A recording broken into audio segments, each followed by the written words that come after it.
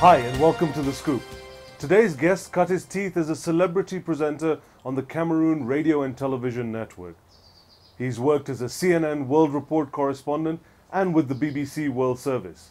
You were even nicknamed, and I'm going to try this in French because I'm going to butcher it completely, Le Journaliste du Président. Oh my goodness.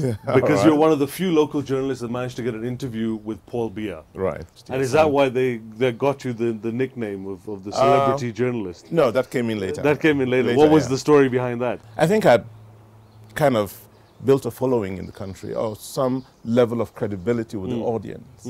At moments of high drama or crisis in the country, the president always felt he and I could engage on a one-on-one. I was forthright, honest, told him the truth, and he liked that, and the public liked that. Did you feel you could make a bigger difference than being a journalist? The day I got called to the bank, I was being interviewed for a job at CNN. I was in Atlanta when I got the call from Washington saying, come to the bank. And I had this moment of indecision. Indecision, yes, and ultimately opted for the bank. If CNN had agreed to me working from Africa, I would have gone with CNN. And when I went to the bank, I made it a point of asking to work in Africa. What were some of the biggest challenges in those institutions in terms of making changes? In most of the 90s and after 2000, when Africa needed infrastructure, the World Bank was saying, no, you need schools and hospitals. And I hope African leaders, anybody in Africa who's listening to this, should think really, really hard.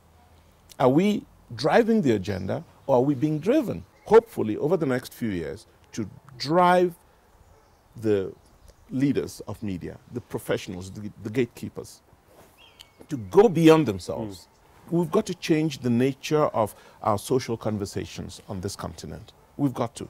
And who moderates those conversations? Media. The media does, absolutely. So there's a role that our media isn't playing. I mean, when I travel across this continent and I look at media content, what do I see? It's a lot of politics, a lot of name bashing, a lot of absolute nonsense, nothing that contributes to elevating the African. The show's called The Scoop, Eric. You've shared a lot of your life with us over the last half an hour. Yes, sir. But now you've got to give me the scoop. You've got to tell me something that very few, if any, people know about you.